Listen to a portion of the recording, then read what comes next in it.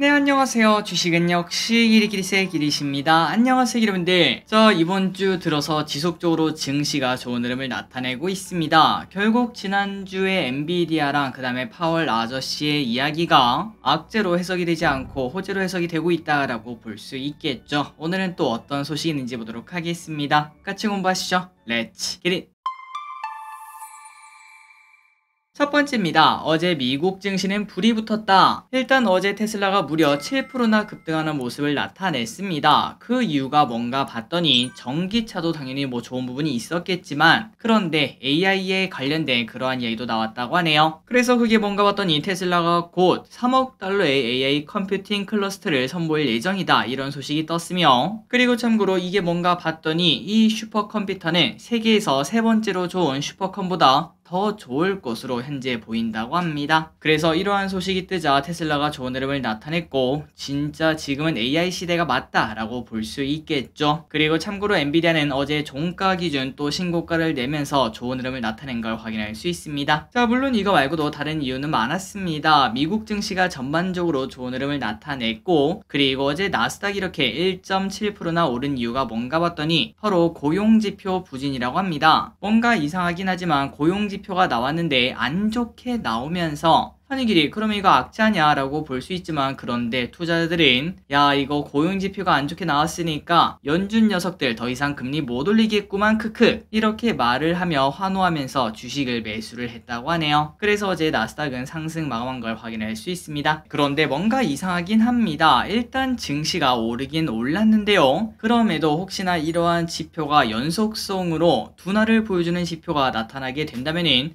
그때는 우리는 경기 침체라는 무서운 적을 만날 수밖에 없습니다. 그래서 이런 부분 때문에 우리는 연말을 조심할 수밖에 없을 것 같고요. 그리고 이 와중에 버핏과 버리도 비슷한 포지션으로 보인다고 합니다. 지금 워렌 버핏의 투자를 봤을 때는 경기 침체가 오는 걸 대비하는 그런 모습을 보인다고 하며 그리고 플러스 마이클 버리 같은 경우는 폭락을 기다리는 사냥꾼의 모습을 현재 나타내고 있다고 합니다. 물론 이 두 사람이 무조건 맞을 일은 없겠죠. 그런데 또 주식시장에서 오랫동안 살아남았던 사람들 아니겠습니까? 둘 다 또 전설적인 사람이기도 하고 그런 사람들이 조금은 보수적인 포지션을 잡는 걸 봤을 때 혹시나 연말에 무슨 일이 생길 수 있으니까 조금의 대비 정도는 해놔야겠다라는 정도만 받아들이시면 될 것 같습니다. 다만 바로 이렇게 하락하진 않을 거라고 저 기릿은 생각하고 있습니다. 물론 매우 짧은 생각이지만 일단 지금 엔비디아가 또 신고가를 내는 모습 그리고 나스닥이 이평선을 뚫고 올라가는 걸 봤을 때 조금 더 상승해 주지 않을까 아마도 한두 달 정도는 더 올라가지 않을까 라고 볼 수 있고 그리고 그게 아마 마지막 불꽃일 수도 있겠죠. 어쨌든 나중에 경기 침체가 오든 말든 일단은 오르고 난 다음에 생각을 해보도록 하겠습니다.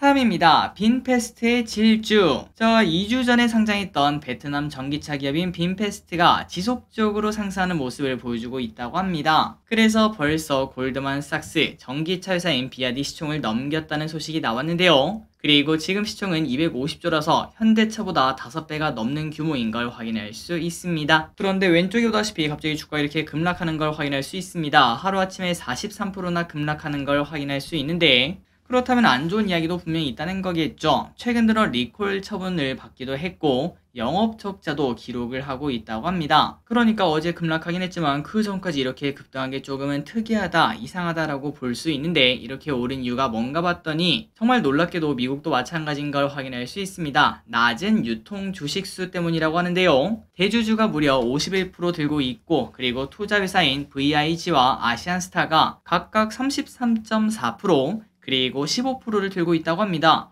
그래서 이걸 다 합치면 무려 99%나 되어서 실제 거래 주식은 1%밖에 안 됐다고 하네요. 그러다 보니까 사실상 우리가 잘 하는 말이 있지 않겠습니까? 세력 맘대로다 라고 볼 수 있고 유통 주식수가 적다 보니까 주가가 진짜 쭉쭉쭉 올라가면서 난리가 난 걸 확인할 수 있었다고 합니다. 하지만 이렇게 또 급하게 오른 만큼 급하게 하락하는 것도 확인할 수 있다고 하네요. 다음입니다. 아이폰 15 9월 12일에 공개. 아이폰 15가 드디어 온다는 소식입니다. 9월 12일에 공개가 된다고 하며 이번에 새로운 아이폰은 특별하게도 USB-C 타입이 들어간다는 거 아마 알고 오실 거라고 생각합니다. 그리고 갑자기 이렇게 라이트닝에서 이렇게 바꾼 이유가 뭔가 봤더니 작년 말이었죠. 그때 유럽에서 법안을 통과시키며 유럽에 들어가는 전자제품은 전부 다 C타입을 써야 됐기 때문에 애플이 전부 다 한 번에 바꾸는 걸 확인할 수 있다고 합니다. 그리고 아이폰 15만 공개되는 게 아니라 애플 워치, iOS의 새로운 버전 등을 공개를 한다고 하니까 참고하시면 될 것 같습니다. 다음입니다. H&M 인수전 독일 탈락. 가장 비싼 금액을 써내서 혹시 우리나라 H&M이 야 이거 외국에 가는 거 아니야 라는 걱정이 나왔었지만 그런데 독일은 결국 탈락하게 되었고요. 결국 동원, 하림, LX 3파전이 될 것으로 보인다고 합니다. 그리고 일주일 전이죠. 21일에 예비 입찰이 있었는데 그때는 각각 5조 원 정도를 써낸 바 있었고 과연 앞으로 어떤 경제에 일어날지 사람들의 관심이 많다고 하네요. 그리고 앞으로 2개월간 실사 기회를 부여하고 그 이후에 본입찰을 진행한다고 하니까 아마도 올해 말쯤에는 H&M의 주인이 누구일지 확실하게 정해질 것으로 보인다고 합니다. 다음 소식입니다. 비만약이 덴마크 금리까지 흔든다. 노보 노디스크의 위고비 알고 계시죠? 이게 너무너무 잘 팔리다 보니까 덴마크의 경제까지 좌우하고 있다고 합니다. 이게 도대체 뭔 소린가 봤더니 너무 많은 외화를 벌어들이다 보니까 덴마크의 통화 가치가 높아지게 되고 이를 컨트롤하기 위해서 기준금리를 낮게 유지할 수밖에 없다고 하네요. 진짜 대박이죠. 여러분들이 아시다시피 우리나라도 삼성전자 의존도가 꽤나 높은 나라입니다. 그럼에도 불구하고 이 정도까지는 아닌데 여기는 그 정도까지인 걸 확인할 수 있습니다. 그렇다면 얼마나 잘 파나 봤더니 올 2분기만 위고비를 1조 원을 팔았다고 하며 이는 작년 대비 6배나 증가한 수치, 앞으로 더 증가할 거라고 볼 수 있겠죠. 그리고 또한 다른 치료제인 오젬픽은 3조 가까이나 팔았다고 합니다. 그래서 이렇게 잘 나가다 보니까 이미 노보노디스크의 시총은 400조가 넘었으며 이 400조가 어떤 숫자인가 봤더니 덴마크 주식시장 전체의 시가총액을 넘긴 그 정도 숫자라고 합니다. 그래서 우리가 이런 걸 봤을 때 야 비만약이 진짜 뜨겁다라는 걸 한 번 더 확인할 수 있었고 한미약품도 3년 내에 만들 것 이러한 포부를 밝히고 있다고 합니다. 자 한미약품에서 이렇게 말했습니다. GLP-1 계열 비만약 임상 3상이 곧 시작한다 이렇게 말했으며 그 약의 이름은 에페글레나타이드이며 이름은 10월쯤에 3상을 시작을 한다고 합니다. 출시 목표는 26년이라고 하네요. 우리가 방금까지 보다시피 비만약에 대한 관심은 높습니다. 그러다 보니까 당연히 성공만 하면 난리가 날 수 있겠죠. 꼭꼭꼭 성공했으면 좋겠고 그리고 이미 비만약은 뭐 해외에서 팔리는 거 있지 않냐 라고 볼 수 있지만 조금 다르다고 합니다. 지금 해외에서 쓰이는 비만약은 서구권 몸매에 맞다고 하는데 이게 뭔 소린가 봤더니 우리가 확실히 외국인을 보면은 고도 비만이 조금 많죠. 진짜 밑에서부터 위에까지 다 뚱뚱하신 분들이 많습니다. 그렇기 때문에 지금 나온 비만약은 그쪽에 초점이 맞춰져 있고 그 반면 아시아에는 그러한 고도 비만보다는 단순 복부 비만 쪽에 많이 실려있는 그러한 국소 부위형 비만이라고 될까요? 어쨌든 그런 비만이 많기 때문에 여기에 맞춰서 한미약품은 개발을 진행하고 있다고 합니다. 그러니까 어떻게 보면 시장이 조금 다르다라고 볼 수 있기 때문에 어쨌든 성공만 하면 대박이라고 볼 수 있겠죠. 꼭꼭꼭 성공하길 바랍니다.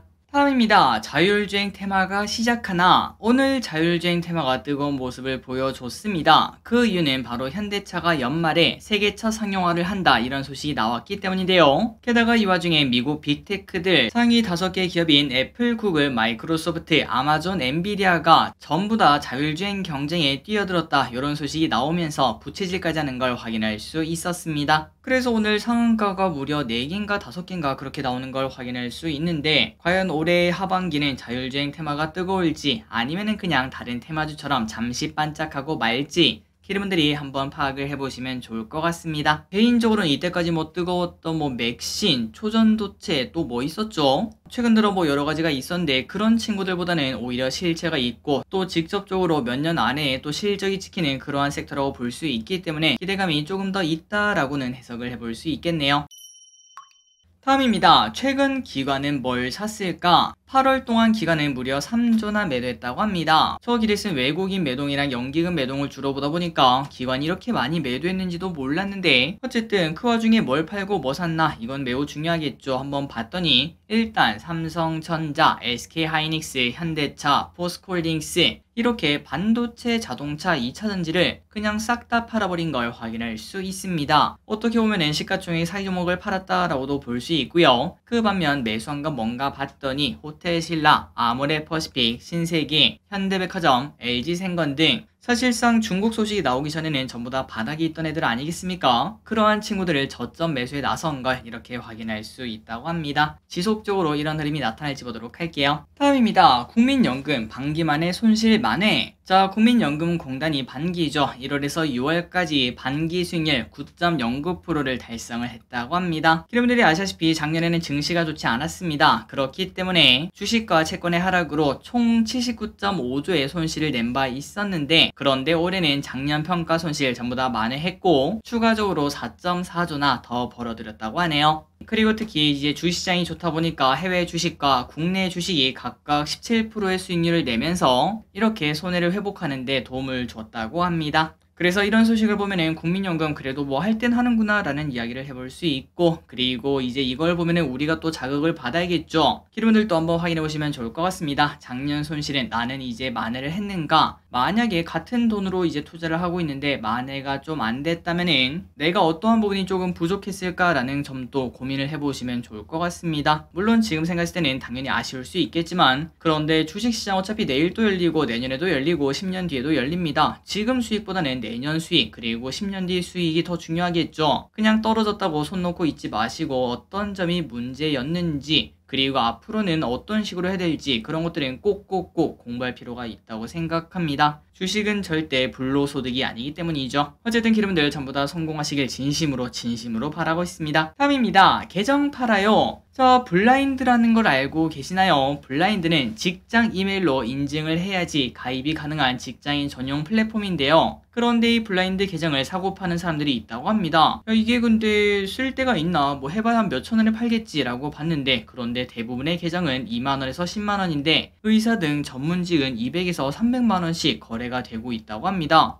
진짜 돈 쓸 데 없다라는 생각이 들죠. 그렇다면 이러한 계정을 왜 사고 파는가 봤더니 블라인드 안에 자체 데이트 앱이 있는데 블라인드 계정이 연동되다 보니까 그 직업을 노출시킬 수가 있다고 합니다. 그러니까 내 직업이 그게 아닌데도 그거를 사칭하기 위해서 이렇게 산다고 볼 수 있고, 어떻게 보면은 사기 및 범죄 가능성도 있다고 볼 수 있겠죠. 그렇기 때문에 여러분들 혹시나 블라인드 사용하신다면은 거기에 적힌 직업 뭐 대부분은 사실이겠지만 혹시나 뭐 돈이 걸려 있거나 아니면 뭐 이성 친구 이런 게 걸려 있다면은 그때는 조금은 의심해보자 라고 보시면 좋을 것 같습니다. 그나저나 진짜 별의별 사기꾼이 있는 걸 확인할 수 있네요. 다음입니다. 배당주 좋아하시나요? 벌써 9월이 코앞이다 보니까 이제는 진짜 배당주 사야 됩니다. 이 와중에 현대차 증권에서는 기업은행의 올해 배당 수익률이 9%가 넘을 것 이렇게 분석을 했다고 합니다. 지금 사도 배당으로 9%를 먹을 수 있다는 거겠죠. 이어서 보자면은 기업은행은 상반기에 실적 가시성이 크게 둔화되었고 하반기에도 여전하기 때문에 부담스러운 점이 분명 있다고 합니다. 그러다 보니까 시장에서 조금 인기가 없는 기업 중 하나인데요. 하지만 그럼에도 연간 손익은 작년과 유사할 것으로 보이며, 그렇기 때문에 배당도 지난해랑 비슷할 것이다. 그래서 똑같이 준다면 무려 9%나 주게 된다. 이렇게 결론을 내렸다고 합니다. 그리고 참고로 다른 은행주 같은 경우에는 반기 배당도 주고 뭐 그러지 않겠습니까? 그러다 보면 배당 매력이 조금은 떨어진다고 볼 수 있는데, 그런데 이 기업은행은 연말에만 주기 때문에 배당만 노린다면 이거만한 기업도 없다라고도 볼 수 있다고 합니다. 참고하시기 바래요. 그리고 참고로 배당주에 만약에 투자를 하신다면 이거는 잊지 않으시면 좋을 것 같습니다. 배당을 만약에 9%를 준다고 치면은 그 다음날 아마 12월 29일인가 그럴 겁니다. 그때 같은 경우는 거의 배당락으로 한 마이너스 9%, 10% 이렇게 날아가는 경우가 있는데요. 그 다음에 회복하면 괜찮긴 한데, 그런데 또한 50% 확률, 제가 봤을 때 한 반반입니다. 그 정도 확률로 더 떨어질 가능성도 분명히 있기 때문에 혹시나 그냥 내가 배당주를 샀는데 한 12월 초반에서 중순쯤 되었을 때 내가 생각한 것보다 조금 더 많이 벌었다, 이 정도면 뭐 배당만큼 벌었다, 그렇게 생각이 된다면 굳이 배당 안 받으시고 주식을 어느 정도는 처분하는 것도 하나의 방법이 되고, 그 다음에 이제 나중에 배당락이 떨어지지 않겠습니까? 그때 돼서 다시 매수하는 그런 방법도 충분히 유효하다는 거, 이 부분도 생각하시면서 배당주 투자를 하면은 안정성이 더 높아진다라고도 볼 수 있을 것 같습니다. 그리고 중요한 거는 배당은 또 세금을 떼지 않겠습니까? 세금 또 안 떼도 되고요. 다음입니다. 모임 통장 사용하시나요? 이거 좀 대박이라서 알려드리려고 가져왔습니다. 카카오뱅크가 2018년쯤 만들었던 모임 통장, 아마도 이제 개 같은 거 많이 하시면은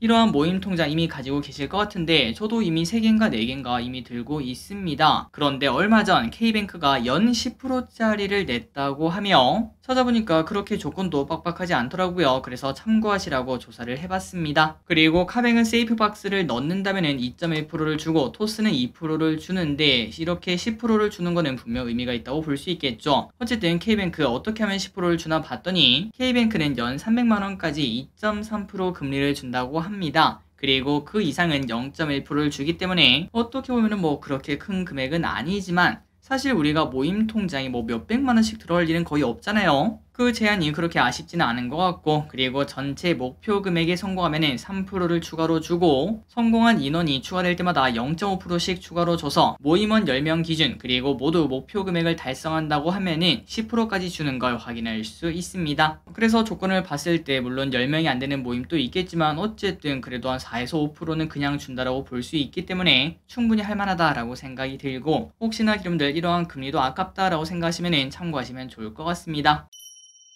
다음입니다. 코인 거래소 사정이 그렇게 좋지 않다는 소식입니다. 코인 열풍이 끝난 거라고도 볼 수 있겠죠. 국내 5대 코인 거래소에서 하반기 신규 상장한 코인이 총 30개나 되는데 이 중에 16개의 거래액이 100만원 이하인 걸 확인할 수 있다고 합니다. 여러분들이 아시다시피 신규 상장주는 항상 관심을 받기 마련입니다. 그런데 거래액이 100만원도 안 된다는 거는 당연히 문제가 있다고 볼 수 있고, 그만큼 지금 가상자산에 대한 관심이 많이 줄었으며, 그리고 또 여러가지 사건으로 인해 한국 거래소에 대한 신뢰도 많이 잃은 상황이라고 합니다. 그리고 이거는 그냥 참고하시면 될 것 같습니다. 저도 코인을 안 해서 몰랐는데 가상자산 시장은 3월부터 이미 현물보다 선물 거래량이 더 앞서기 시작했다고 하며, 국내 거래소 같은 경우에는 선물 서비스를 사용할 수 없다고 해요. 그러다 보니까 나는 코인 선물을 하고 싶은데 한국에서는 할 수 없다고 하니까 해외 거래소 이용이 크게 늘어나고 있는 걸 확인할 수 있다고 합니다. 그러다 보니까 우리나라 코인 거래소가 좋지 않다는 거겠죠. 다음입니다. 갤로퍼 삽니다. 조금 흥미로운 소식입니다. 왼쪽에 보이시는 이 갤로퍼 알고 계시죠? 그런데 최근 중고차 업계의 희소가치가 높은 올드카에 대한 관심이 높아지고 있다고 합니다. 그 중에 가장 인기가 좋은 게 바로 이 갤로퍼라고 하네요. 자, 갤로퍼는 현대차 최초의 SUV로 1980년에서 99년까지 나온 모델이며, 특히나 최근 이 디자인을 계승한 산타페가 나왔죠. 그러다 보니까 사람들의 관심이 더 높아지는 걸 확인할 수 있다고 합니다. 그래서 엔카에서 분석을 해보니까 올해 7월까지 신규 등록된 매물 중 올드카 1위가 바로 이 녀석이었다고 하네요. 그리고 이외에도 다른 차들, 야 이런 차 어떻게 남아있지 라는 생각이 드는데 포니, 프라이드, 그랜저 등 여러 올드카의 거래도 활발히 이루어지고 있다고 합니다. 다음입니다. 청년 인력난 해소. 얼마 전 인력난이 극심한 업종을 위해 외국인 근로자를 고용 제한을 늘렸다. 이거 보신 적 있으시죠? 그런데 여기에 이어서 내년부터는 인력난이 심각한 업종에 취업한 청년들에게 지원금을 주는 그러한 정책을 펼친다고 합니다. 그래서 이게 뭔 소린가 봤더니 소위 이제 청년들이 일자리가 없다고 하면은 어떤 분들은 이렇게 말씀하시지 않겠습니까? 아니 야 저기 공장 가봐라, 일자리가 넘쳐가지고 일할 사람이 부족하다고 난리더라 난리, 이렇게 말하는 그런 업종이 있죠. 그런데 젊은 사람들은 그쪽에 가기는 조금 꺼려하지 않겠습니까? 그러한 제조업, 그 다음에 건설업 이쪽에 만약에 청년이 취직을 한다면은 취업하고 3개월 뒤 취업 성공수당 100만원을 주고, 그리고 또 6개월을 다니면은 근속 지원금으로 100만원을 추가로 주는 총 200만원을 지급하는 정책을 펼친다고 합니다. 저 개인적으로는 충분히 좋다라고 생각합니다. 일자리를 구하는 청년한테도 좋고, 그리고 직원을 구하는 회사들한테도 좋다고 볼 수 있겠죠. 이 정책이 꼭 효과가 있기를 진심으로 바라고, 그리고 한편 내년 실업급여 예산은 줄이고 개편을 현재 검토 중이라고 하니까 이 부분도 참고하시면 될 것 같습니다. 다음입니다. 정부 예산안 확정. 내용이 많아서 조금 크게 이렇게 해서 쭉 보도록 할게요. 자, 어제 정부 예산안이 확정이 되면서 관련주가 널뛰기를 한 바 있습니다. 어떤 내용인지 쓱 보자면은 일단 정부 예산안은 총 627조라고 합니다. 올해보다 2.8%가 증가한 수치이며 이 정도면 뭐 큰 거 아닌가 라고 생각을 했는데, 그런데 증가율만 보자면은 2005년 이후 가장 낮은 수치라고 합니다. 자, 그러다 보니까 허리띠를 조금 졸라매는 걸 확인할 수 있고, 이 와중에 힘을 줘야 되는 곳은 과감하게 투자를 한다고 하는데요. 그렇다면 어디에 돈이 들어가는가 봤더니 약자 복지 강화, 미래 준비 투자, 일자리 창출, 국가 본질 기능 수행 뒷받침 등 이쪽에 돈을 넣는다고 합니다. 그래서 그냥 편하게 어떤 섹터냐 라고 봤더니 바이오, 우주, 반도체, 2차전지 등 첨단 분야에 2.5조를 투입한다고 하고, 그리고 AI, 바이오, 사이버, 보안, 디지털 플랫폼 이러한 첨단 산업에도 4.4조 원의 예산을 투입해 서비스 산업의 첨단화를 뒷받침할 것이라고 합니다. 또한 원전, 방산 플랜트 등에는 수주를 위한 수출금융 1.3조 투입, K 콘텐츠 수출을 위해 정책금융을 1.8조를 투입한다고 하네요. 그래서 이 같은 소식에 어제 바이오, 방산 AI 등이 좋은 흐름을 나타냈고, 앞으로 원전, 그리고 K 콘텐츠, 사이버 보안이나 2차 전지, 그 다음에 또 반도체나 우주 등등 이런 친구들이 더 갈 수 있을지 한번 보도록 하겠습니다. 그리고 이것도 중요하겠죠. 출산율 강화를 위한 정책으로 키즈 산업도 좋았다고 하니까 이 부분도 관심 있게 볼 필요가 있을 것 같습니다. 마지막입니다. 한중 정상회담 가능성. 최근 분위기가 분명 유해진 부분이 있나 봅니다. 다음 달에 정상회담 가능성이 나타난다고 합니다. 올해 초만 하더라도 분위기가 좋지 않았죠. 그래도 중국이 단체 관광을 허용하는 등 나쁘지 않은 분위기가 나오고 있고, 이렇게 또 정상회담 가능성까지 나오니까 나름 잘 되고 있나 보다라는 생각은 해볼 수 있겠네요. 영원한 척도 영원한 악운도 없기 때문에 다 잘 지냈으면 좋겠습니다. 자, 오늘의 시황전이 여기까지 끝났고, 그리고 내일 같은 경우에는 저기릿의 개인 사정으로 혹시나 영상이 조금 늦게 업로드되거나 아니면 내용이 조금은 부족할 수 있다는 거 미리 알려드리고 마무리하도록 하겠습니다. 물론 최대한 그런 일이 없도록 열심히 준비하도록 할게요. 지금까지 기리셨습니다. 빠이요.